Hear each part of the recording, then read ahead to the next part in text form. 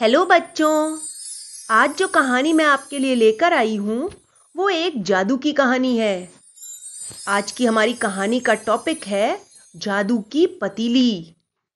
बहुत समय पहले की बात है। एक गांव था। उस गांव का नाम था रामनगर। रामनगर में एक स्त्री अपने छोटे से मकान में रहती थी। उस स्त्री का नाम था पारो। पारो की एक लड़की भी थी।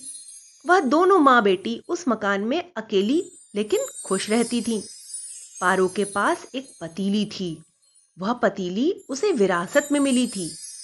वह पतीली कोई साधारण पतीली नहीं थी, बल्कि एक जादुई और चमत्कारी पतीली थी। उस पतीली का उन दोनों माँ बेटियों को बहुत सहारा था। वह पतीली उन्हें अच्छे अच्छे खाने बनाकर देती थी, इसलिए उन दोनों को खाने की कोई चिंता तो रहती ही नहीं थी। जब कभी उन्हें भूख लगती तो वह उस पतीली को चूल्हे पर चढ़ाकर कहती, पतीली पतीली तुरंत पका, भूख लगी है खीर पका। इतना कहते ही उस पतीली में खीर उबलने लगती थी और पूरे घर में उसकी महक फैल जाती। फिर दोनों माँ बेटी अपने अपने बर्तन में खीर उतारती और पेट भरकर मजे से खाती। जब उन दोनों का खाने से दिल भर जाता तो वह पतीली से कहती, पतीली पतीली हो जा बंद, भूख हमारी भागी बस। इतना सुनते ही पतीली एकदम शांत पड़ जाती और उसमें खीर पकना भी बंद हो जाता। पारो के पड़ोस में एक बूढ़ा व्यक्ति रहता था। वह हर समय उन दोनों माँ बेटियों के विषय में ही सोचता रहता। उस बूढ़े का नाम था रामदास। पारो और उसकी बेटी उस बूढ़े रामदास को चाचा कहकर पुकारती थी। वह बूढ़ा हर समय उनके विषय में यही सोचता कि पारो और उसकी बेटी आखिर क्या खाकर अपना गुजारा करती हैं। कामकाज तो कुछ करती नहीं जिससे इनका गुजारा चले। उसे यही बात सोच सोचकर आश्चर्य होता था। उन्हें इस बात का आज तक अंदाजा नहीं हो पाया था। रामदास की आर्थिक स्थिति बहुत अच्छी थी, इसीलिए वह उन माँ बेटी के बारे में ज्यादा सोचता था। एक दिन उसने फैसला कर ही लिया कि आज मैं खिड़की से झांक कर अंदर जरूर देखूंगा कि ये माँ बेटी आखिर क्या खाकर अपना गुजारा करती हैं। वह रात के समय चुपचाप पारो की खिड़की के पास आकर खड़ा हो गया और अंदर झांक कर देखने लगा कि जब इन्हें भूख लगेगी तो ये क्या खाएंगी। कुछ देर के पश्चात ही पारो की बेटी वहां आकर अपनी माँ से बोली, माँ भूख लगी है, अभी 2 मिनट इंतजार कर, मैं अभी खीर बनाती हूँ। उसने अपनी बेटी से प्यार से कहा।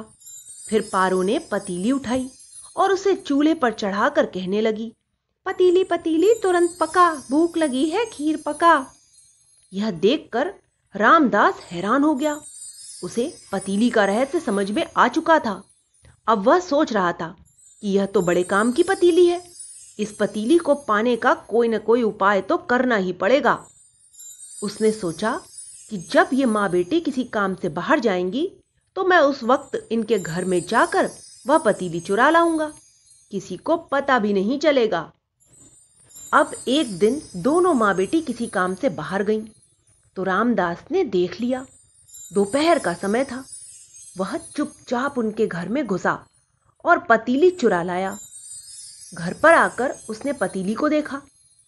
फिर वह पारो की तरह उस पतीली को चूल्हे पर चढ़ाकर बोला, पतीली पतीली तुरंत पका, भूख लगी है खीर पका। पतीली में खीर उबलने लगी। यह देखकर रामदास की खुशी का ठिकाना न रहा। उसने खूब खीर खाई, लेकिन खीर खाते खाते उसका पेट भर चुका था और खीर पतीली में उबलती ही जा रही थी। धीरे धीरे पूरी पतीली खीर से भरने लगी। रामदास ने केवल पकाने का ही मंत्र सुना था। उसे बंद करने का मंत्र वो नहीं जानता था।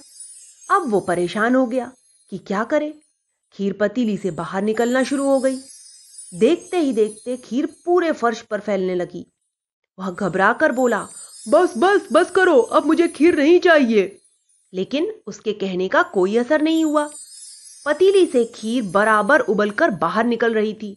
रसोई में, रास्ते पर, सब जगह खीर ही खीर हो गई थी। पूरे घर में गरम गरम खीर बिखर कर फैल गई। यह देखकर रामदास घबरा गया। वह इधर उधर अपना बचाव करने के लिए दौड़ रहा था। जब घर में कहीं भी जगह न बची तो वह चिल्लाता हुआ बाहर निकल आया अरे कोई जल्दी से आओ और इस पतीली से कुछ कहो, वरना पूरे गांव में खीर ही खीर हो जाएगी। खीर खाने के लिए अभी कौए को झुंड भी उतर आएगा। अरे जल्दी से आओ और मेरी जान बचाओ। लेकिन खीर बराबर उबलती ही जा रही थी और पतीली से बाहर निकल रही थी। उसी समय पारो और उसकी बेटी वापस आ गए। गली में खीर फैली देखकर वह हैरान रह गई। पारो की समझ में बात आ चुकी थी। वह जान चुकी थी कि उसकी पतीली रामदास चाचा ने ही चुरा ली है।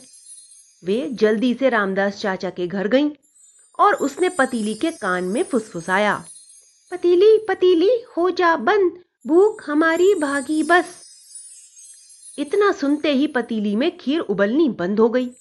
पारो रामदास के पास आकर बोली, चाचा तुम्हारी समस्या का समाधान मैंने कर दिया है, अब आप अंदर चले जाइए। पारो मुझे माफ कर दो, तुम्हारे घर में घुसकर मैं यह पतीली चुरा लाया था। अब मुझे खीर नहीं चाहिए और यह पतीली तुम अपने पास ही रखो। पारो ने पतीली के कान में कौन सा मंत्र फूका था, इसका पता रामदास को नहीं चल पाया था। मगर जब कभी भी वह सो जाते तो उन्हें सपने में खीर ही खीर दिखाई देती है और वह चौंक कर जाग जाते हैं। तो बच्चों, इस कहानी से हमें यही शिक्षा मिलती है कि हमें कभी किसी की भी चीजें नहीं चुरानी चाहिए, वरना अंजाम बुरा होता है। Okay bye.